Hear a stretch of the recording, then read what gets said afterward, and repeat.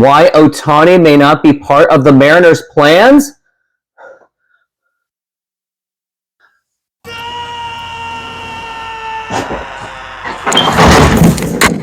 So you may have just read that article where it stated why Ohtani may not be part of the Mariners' plans, written by Daniel Kramer on the MarinersNews.com, MLB.com, more like MLB.com.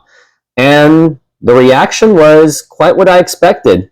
John Stanton is cheap. He doesn't want to win. He doesn't care. Ohtani may not like the Mariners, especially maybe held a grudge after the Mariners were so open about it in 2017 when they tried to get Shohei Ohtani, and it didn't work out. Mariners still should be embarrassed by that. But here we are, and I just read this article several times, and before we get into it, hit that like button, subscribe, and hit that notification bell to really help grow this channel, and I really do appreciate it since I'm over the 1,000. Anyways, let's get into it. So I did read that article, and yes, it may have caused a reaction, and even I was upset of like, oh yeah, looks like John Stanton is not committed to winning at all. But then when I really read into it, it said that the Mariners have just signed their extension with Julio Rodriguez and Luis Castillo in the final months of the 2022 season. And then Jerry Dipoto was really expressing about the success of his farm system development. And of course, Daniel Kramer was just questioning things of just how lucrative the cost would be for Shohei Ohtani, where the Mariners' budget stands heading into 2024. I'm just reading it off the article. Allocating most or all of its financial resources this winter to one player when there are multiple needs within that isn't within their scope, pressing forward with the rest of those needs is in the leading priority. Maybe Ohtani simply prefers other teams more than the Mariners, which could be because the Mariners aren't exactly, well, I thought they'd be a World Series contender. They're at least playoff contenders, but maybe he just wants a World Series immediate. Like the Dodgers can do that for him. The Atlanta Braves can do that for him. The Texas Rangers, maybe the Houston Astros. Mariners, not so much. And frankly, I would even say Shohei Ohtani going to the Mariners just will not be enough.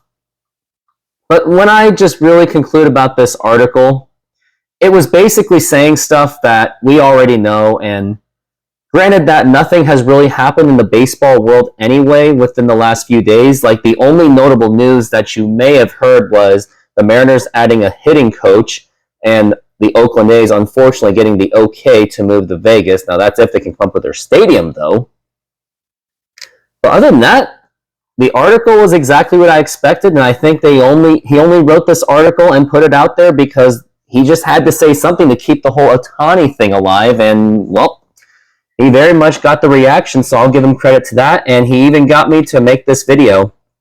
Now, I do think that this news it's a nothing burger, but unfortunately, I will say this, that I still will not be surprised if the Mariners don't end up getting Shohei Ohtani, thanks to our cheap ownership. And yes, they did spend the money with Robbie Ray, Luis Castillo, Julio Rodriguez, but this is a top market. This is one of the top markets in the country. And I do think the Mariners should absolutely go for him, especially after the Mariners would not extend the qualifying offer for Teoscar Hernandez. The Mariners seem to be moving on from Mike Ford, so he doesn't seem like he's coming back.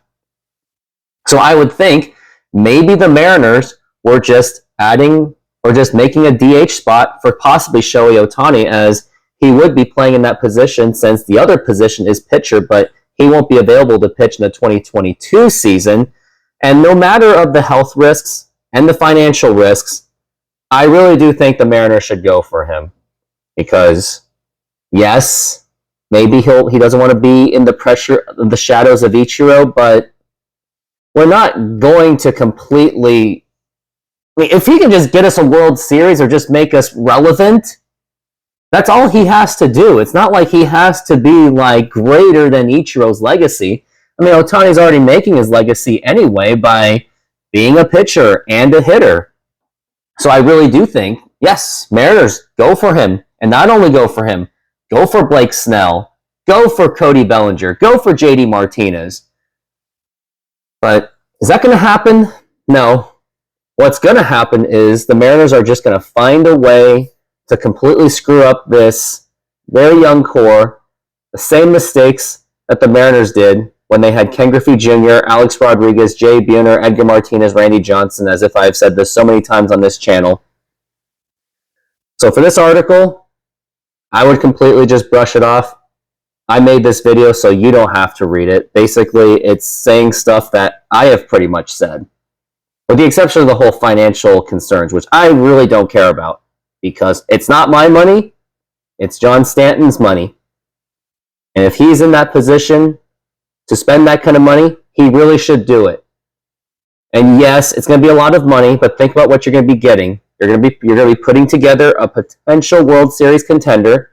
You're going to get the national attention, a much more attractive TV contract with the national Fox and ESPN for your nationally televised games. You'll get the Japanese audience and the crowd over here as well. So this should be a no-brainer. Yes, it may be risky, but if you keep going risk-free, you're not going to get anything done. But those are my thoughts on this article. I basically was here just to say it was pretty much just a nothing burger. Basically, but yes, I do expect the Mariners not to get him, but if they can, be fantastic. And if they don't, they better have another plan. Anyways, thanks for watching. Hit that subscribe button, hit that notification, hit that like button. And thanks for watching.